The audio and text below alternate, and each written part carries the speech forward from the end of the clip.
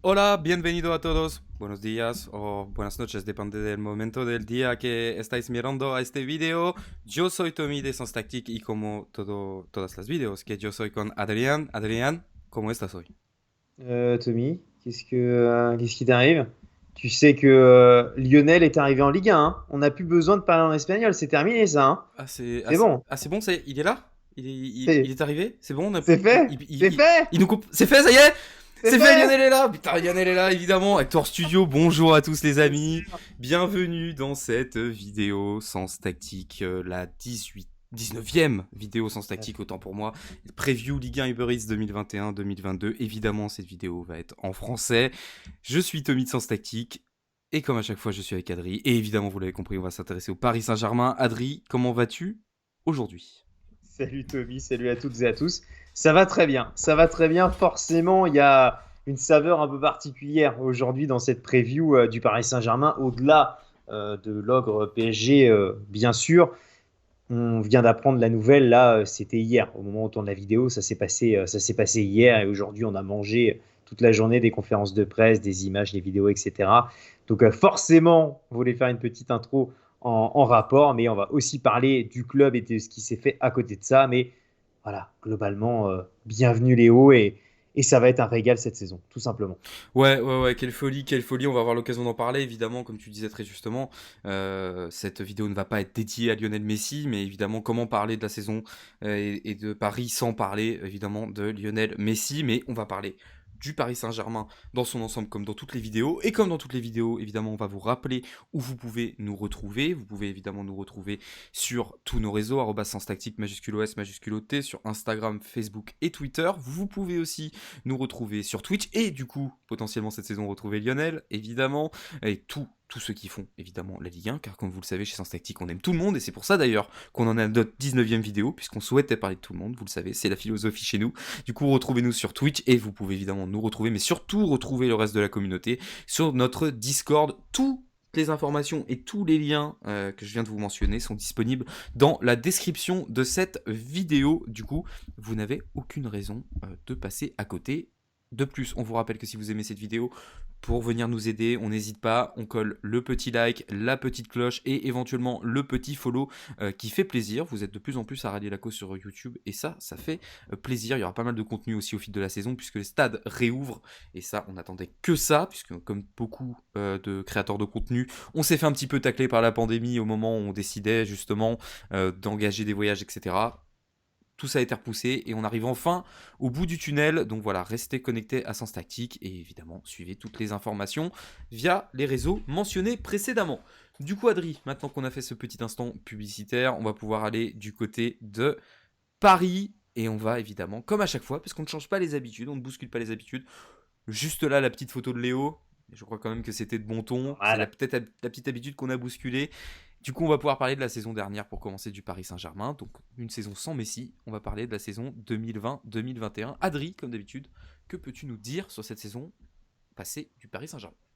Ouais, comme d'habitude, la première partie, c'est un petit récap sur ce qui s'est passé l'année dernière du côté de Paris. Je commence, pareil comme d'habitude, par un petit point statistique. On a la meilleure attaque de Ligue 1 et la deuxième meilleure défense de Ligue 1, meilleure différence de but également.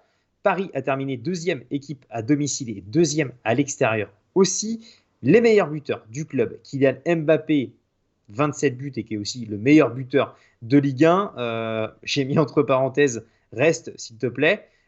Moiskin qui termine deuxième meilleur buteur du club avec 13 buts. Neymar avec 9 buts. Et enfin Mauro Icardi avec 7 buts. Les meilleurs passeurs, André Di Maria avec 9 passes D. Mbappé avec 7 passes D. Neymar 5 passes décisives. Et enfin Rafinha avec 4 passes décisives. Une phase allée, terminée deuxième avec 39 points. On l'avait dit, c'était Lyon qui était champion Ouais. d'automne. Et à ce moment-là, à la fin de la phase allée, Paris est à égalité avec le LOSC. Et donc pour finir au final deuxième avec 82 points. Parce que oui, Paris n'a pas gagné la Ligue 1 l'année passée. Ce qui peut expliquer cette seconde place, c'est 8 défaites la saison dernière. C'est pas un chiffre anodin Ouais, ça avait pour une commencé dès équipe. la première journée, si je me souviens bien, en plus, à Lens. c'est pas anodin comme chiffre. 8, ça reste énorme sur une saison, clairement. Donc bravo, et ça sera la preview à retrouver demain. Bravo au LOSC, bien sûr.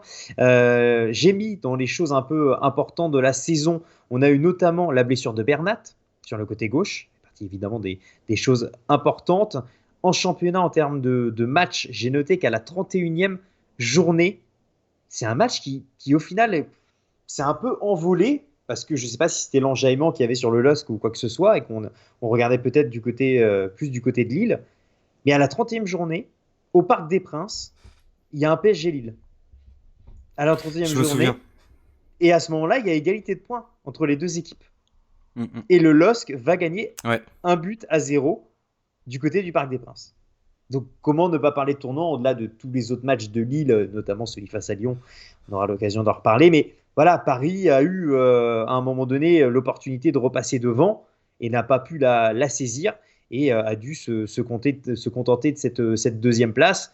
Autant dire que, on va le voir dans la section d'après, bon, a priori, on veut tout gagner cette saison, même si ça a commencé par une défaite au Trophée des Champions face à ce même LOSC, d'ailleurs. Bon, même si c'était, on va pas se mentir, une équipe bis, bien bis, clairement. Je vais noter, on va parler aussi du parcours en Ligue des Champions. Très réussi, clairement, cette saison. Élimination en demi-finale face donc à Manchester City. Mais avant ça, il y a l'élimination du FC Barcelone et du Bayern Munich, que vous avez pu suivre d'ailleurs avec nous sur Twitch. Donc l'élimination du Barça et du Bayern, avant donc de tomber face à Manchester City, qui nous a laissé un petit goût d'inachevé d'ailleurs. Et moi, c'est un truc que j'ai beaucoup répété, globalement qu'on a répété, mais c'est vrai que je l'ai moi-même souvent dit. C'était la première demi-finale de LDC en format classique. Oui. Parce que, souvenons-nous que la finale face au Bayern Munich, le Final 8, c'était des matchs simples. Oui, en effet. Je ne dis pas qu'ils y seraient pas allés, mais le format était quand même différent. Moi, je considère que c'était une vraie phase de Ligue des Champions réussie, la première fois que Paris allait vraiment en demi-finale dans ce format classique. Donc un match aller-retour pour éliminer le Barça, match aller-retour pour éliminer le Bayern, et donc bon après bien sûr, match aller-retour pour tomber face à City, mais important je trouve de le rappeler dans ce parcours de la saison dernière. Et enfin, dernière info sur cette saison passée, c'est évidemment la victoire en Coupe de France face à l'AS Monaco. Ouais. Une saison parisienne qui avait commencé. En fait, le problème, c'est que Paris, la saison dernière, j'avais pas très bien commencé le début de saison, puisqu'on se rappelle notamment très rapidement, donc il y a eu la défaite contre Lens, il y a eu la défaite contre Marseille, qui avait fait aussi un petit peu tâche en début de saison. On avait parlé notamment dans la vidéo de Marseille. Après, le problème, c'est que sur l'ensemble de la saison, en fait, il y a eu un vrai manque de régularité, tout simplement. Côté parisien, on n'a pas vu cette équipe parisienne rouleau compresseur comme on avait pu voir sur d'autres années. On les a vus se faire bousculer pas mal. Il y a eu pas mal de blessures. Aussi, encore une fois, la saison dernière, on n'a pas pu compter sur Verratti une bonne partie de la saison. Neymar, pareil, qui a joué l'intermittent, un coup sur deux, un coup je suis là, un coup je suis pas là. Ça a été très compliqué. Mauro Icardi aussi, qui a pas mal été blessé. Donc c'est compliqué en fait, parce que malheureusement tu as un gros effectif, et ça on va peut-être y venir notamment pour la saison qui vient, quand on en reparlera en fin de vidéo. Mais déjà il y a eu... en fait le problème c'est qu'il y a eu beaucoup de blessures, et évidemment déjà on sait que Paris dans les saisons précédentes avait déjà un petit peu ce problème récurrent d'avoir des joueurs qui se blessent dans les moments justement importants, notamment arrivé mois de février, mois de mars, au moment où ça doit jouer à la Ligue des Champions. Et on sait que l'année dernière, la préparation, c'est quelque chose sur laquelle tu avais souvent insisté, Adri, sur la préparation pipée, et notamment pour les équipes qui ont joué le Final 8, et en l'occurrence Paris, lui, a joué le Final 8 jusqu'au bout. Donc le truc, si tu veux, c'est que déjà physiquement, ça n'a pas servi Paris. Et je pense que c'est vraiment là où ça a pêché la saison dernière en Ligue 1, parce que plus le parcours en fait de Ligue des Champions s'est prolongé, plus tu as eu le sentiment que Paris, du coup, je dirais pas à lâcher la Ligue 1, mais tu as le sentiment que tu n'avais pas cette même concentration, ou du moins tu ne mettais pas les mêmes ressources que tu pouvais mettre les autres années, par exemple, par rapport à la profondeur de ton banc, etc. Même si je considère malgré tout que les joueurs qui étaient alignés sur le terrain en Ligue 1 la saison dernière auraient dû faire le job à plusieurs reprises, qu'on soit clair. Mais voilà, il y a eu cette irrégularité, et aussi, chose qu'on doit quand même noter, il y a eu changement d'entraîneur.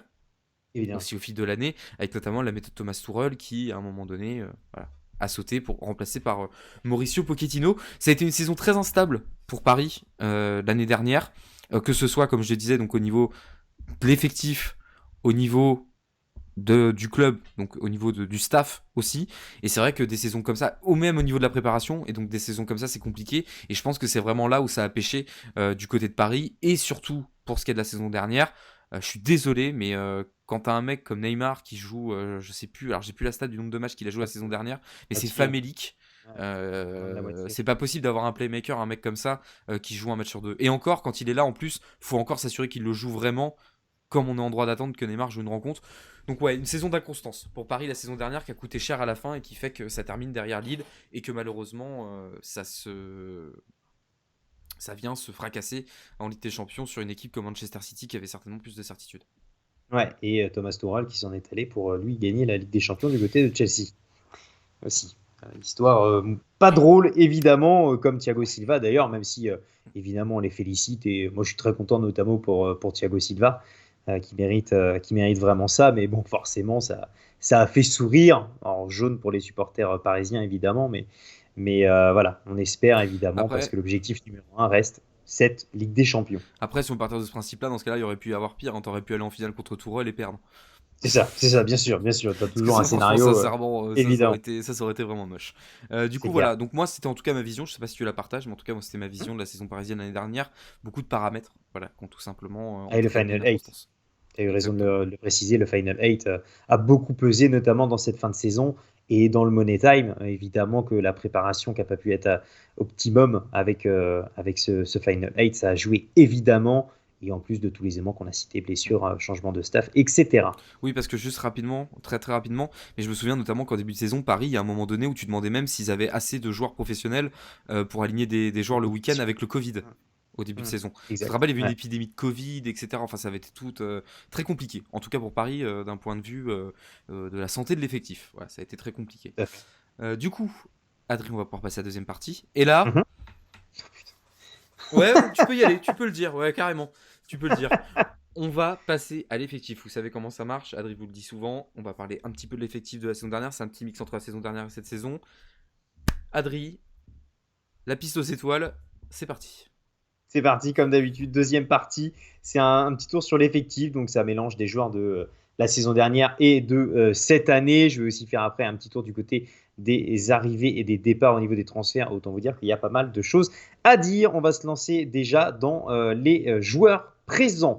Navas, Donnarumma, Hakimi, Kipembe, Ramos, Marquinhos, Bernat, Dagba, Kurzawa, Diallo, Kerrer, Pembele, Verratti, Paredes, Di Maria, Rafinha, Dina, Ebimbe, Danilo, Pereira, Wijnaldum, Sarabia, Ander Herrera, Draxler, Gay, Simons, Michou, Mbappé, Icardi, Neymar, Kalimundo, etc.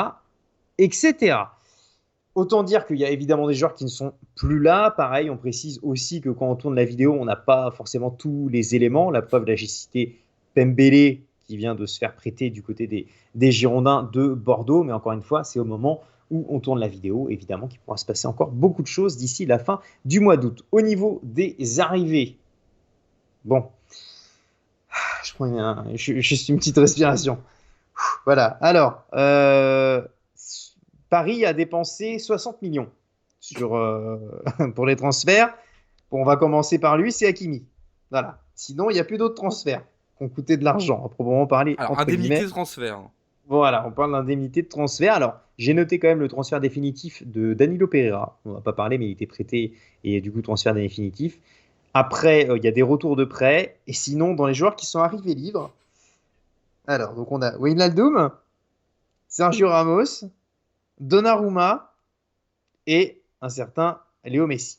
Voilà, ça c'est pour les joueurs arrivés donc gratuitement du côté du C'est une Paris somme. Saint-Germain. C'est incroyable. On va pas se mentir, c'est absolument stratosphérique ce qu'ils sont en train de nous faire là. Au niveau des départs, il y en a eu quelques-uns. On a eu donc Mitchell Baker qui est parti du côté de Leverkusen pour 7 millions d'euros. Keys Ruiz qui est reparti du côté de Barcelone. Je dis retourné parce que je crois qu'il était de là-bas. Oui. Innocent qui est prêté du côté de Vannes en Bretagne. Areola qui file à West Ham. Et enfin, j'ai noté les fins de prêt de Florenzi et de Moiskin. Florenzi, a priori, il ne reviendra pas. Moiskin, on savait qu'il y avait une volonté éventuellement de le faire revenir. On verra s'il revient ou pas du côté de la capitale. J'ai noté Le recrutement est incroyable. Ça, c'est ma première phrase, un petit commentaire sur C'est mes juste au notes. cas où tu l'oublierais. Ouais, c'est ça, au cas où.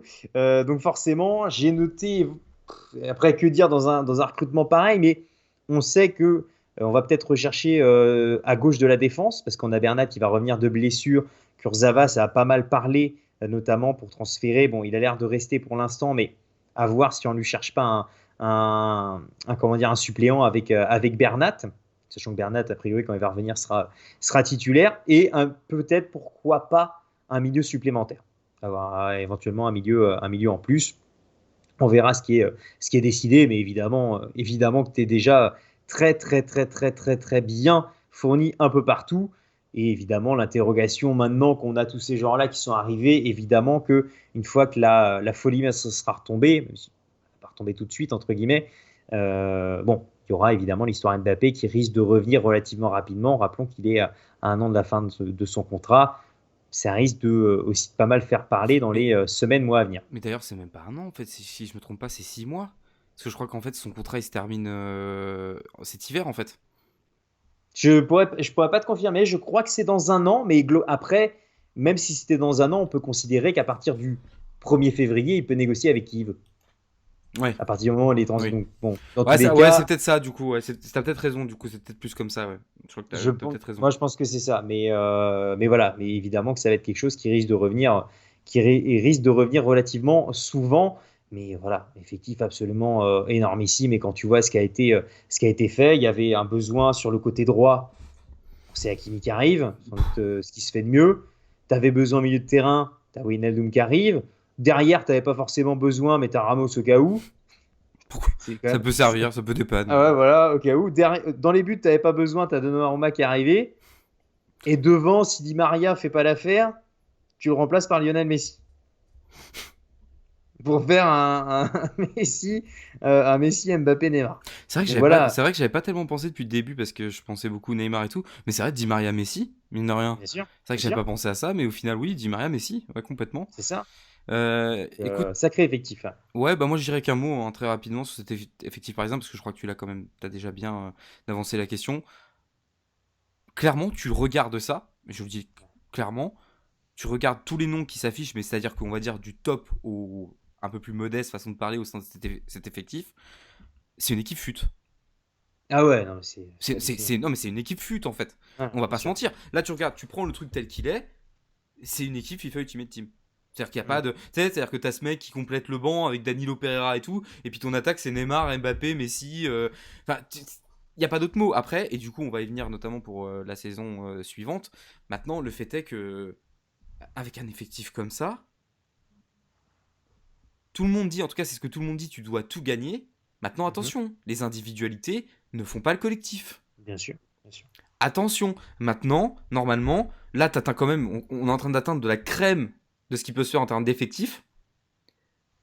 Là, si par contre, Pochettino, s'il n'arrive pas à les faire jouer, ou s'il n'arrive pas à créer du jeu avec cette équipe du Paris Saint-Germain, là, il y a quelque chose qui va pas, quoi. Ah, c'est clair.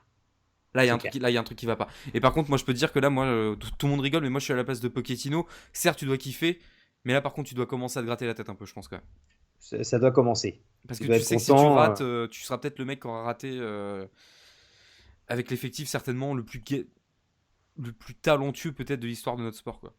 Ça fait longtemps, en tout cas, ça fait longtemps qu'on n'avait pas eu un effectif comme celui-ci. C'est Ça, on ça. va pas se mentir, c'est quand même.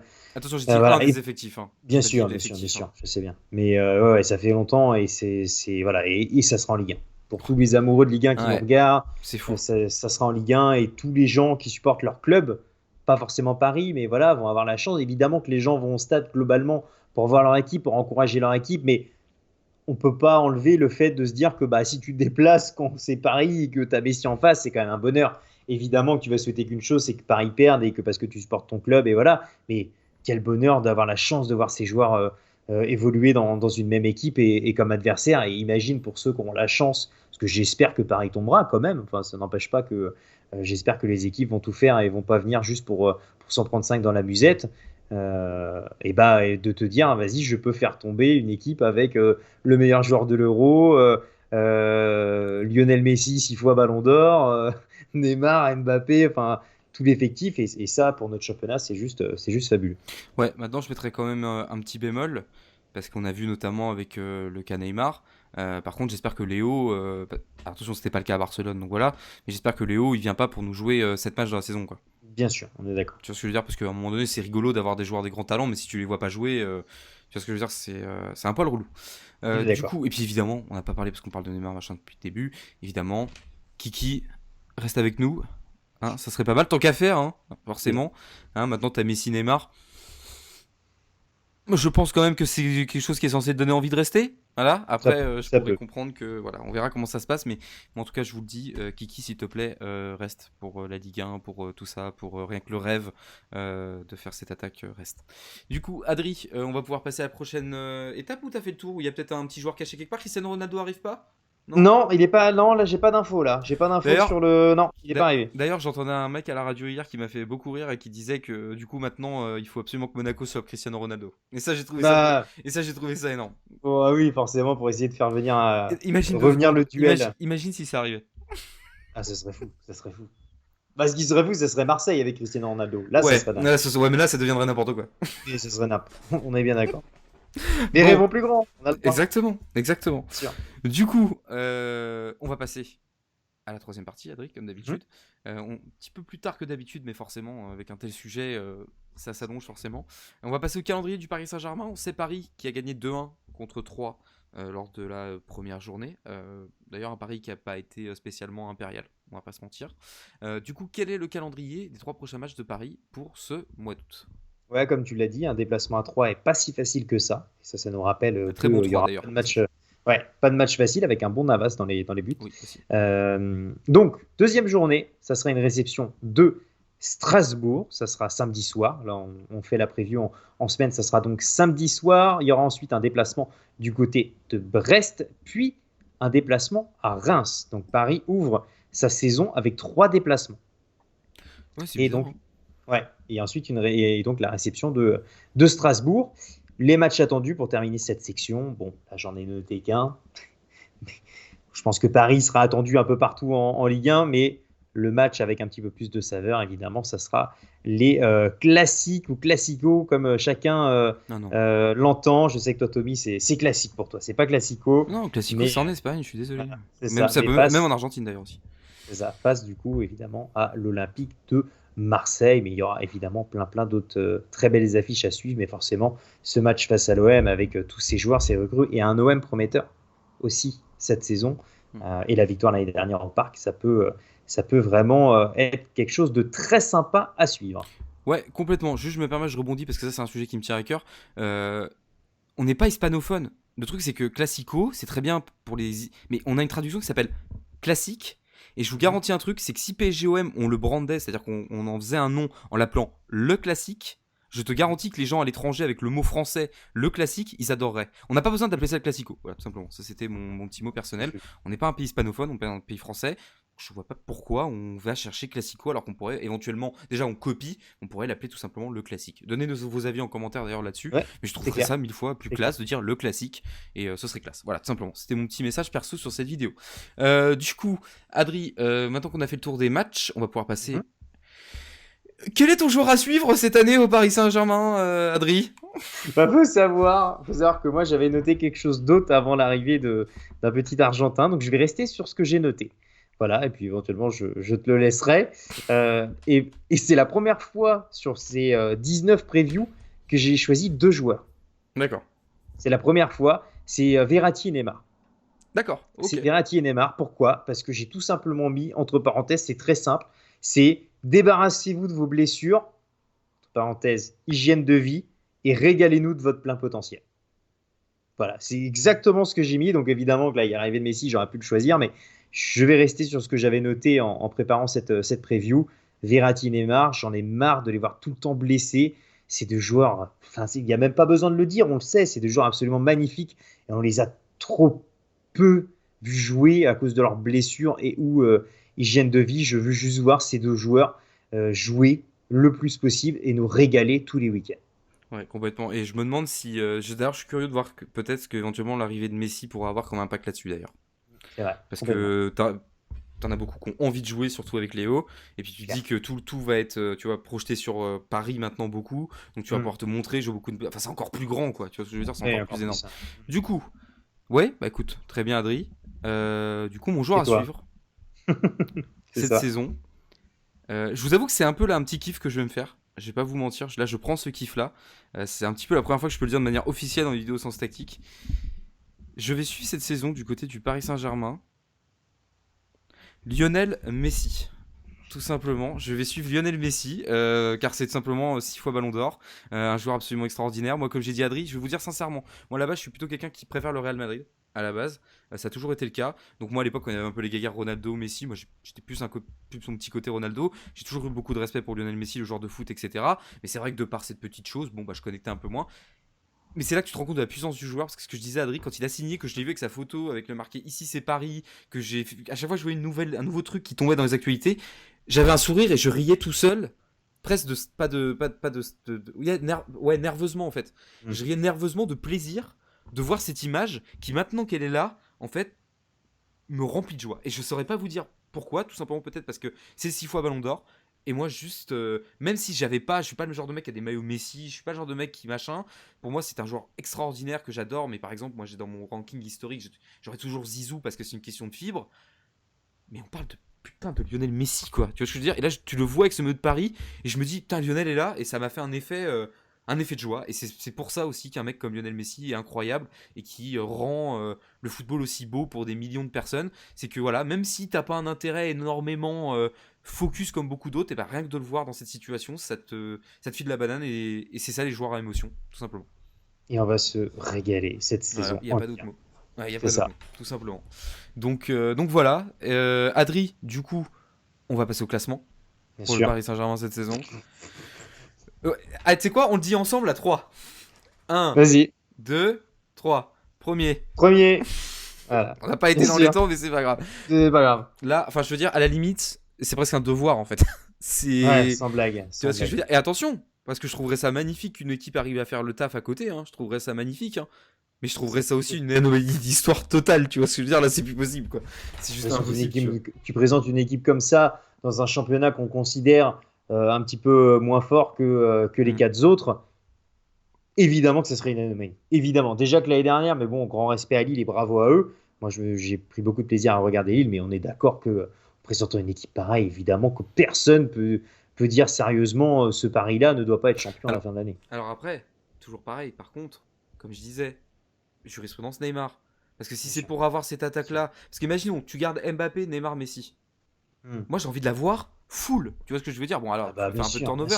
Maintenant, si c'est tous les week-ends, te retrouver avec une attaque, je prends exemple, hein, c'est style, hein, mais te retrouver Mbappé, Moskin.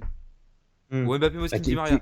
Qui est là, Moskin. Oui, non, mais c'est ce que je te dis, je prends un exemple. En fait, c'est ça que je voulais dire par là. C'est parce qu'en fait, il y a qui aujourd'hui comme. Bah, Kalimundo, tiens, je prends Kalimundo par exemple, pour prendre un exemple d'aujourd'hui. Mbappé, Kalimundo, Di Maria. La semaine d'après, Messi, Kalimundo. Enfin, je sais pas. Enfin, tu vois ce que je veux dire? On veut les trois.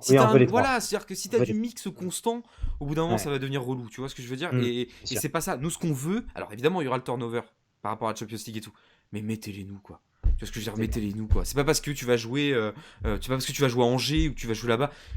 Oui, il y aura une gestion de l'effectif, c'est évident, mais dès que vous pouvez les mettre, mettez-les, quoi. Tu vois ce que je veux dire? Faites-nous rêver, quoi. Tu vois, c'est trop exceptionnel pour qu'on n'en profite pas, quoi. Donc voilà. Tout simplement, c'est le message que je souhaitais passer. Mais en tout cas, je crois qu'on est totalement d'accord, Adri, pour dire que Paris, normalement, devrait écraser le championnat cette saison. Logiquement. Et au vu de ce classement, pas étonnant de voir cette preview durer plus longtemps que les autres. Ouais, officiellement la plus longue, qui a dépassé donc le FC Nantes. Ah bah c'était sûr. En même temps, voilà, peu de suspense sur le fait de dépasser. Il y a de l'actualité aussi. Il y avait de l'actualité aussi. Ouais, c'est ça tombe le lendemain et tout, ouais, c'est clair. Non, je veux dire, Nantes avait de l'actualité aussi. Nantes, oui, bien sûr. Il y avait aussi des choses à dire pour Nantes, c'est clair. Du coup, les amis, ça va être tout pour nous aujourd'hui. Ça y est. J'ai envie de vous dire muchas gracias. Plus qu'une, Tommy. Plus qu'une. Et demain, on va aller chez le champion de France. Et là, ça rigole plus. Ça ne rigolait déjà pas des masses, mais là, ça rigole encore moins. On va aller du côté de Lille, évidemment, pour la vidéo de demain. Dernière vidéo qui aura rythmé notre été. Et qui n'est pas terminée d'ailleurs l'été, passage. Mais qui aura rythmé notre été. Du coup, merci encore Adri pour cette vidéo, Merci Tommy. d'être venu sur cette vidéo du Paris Saint-Germain.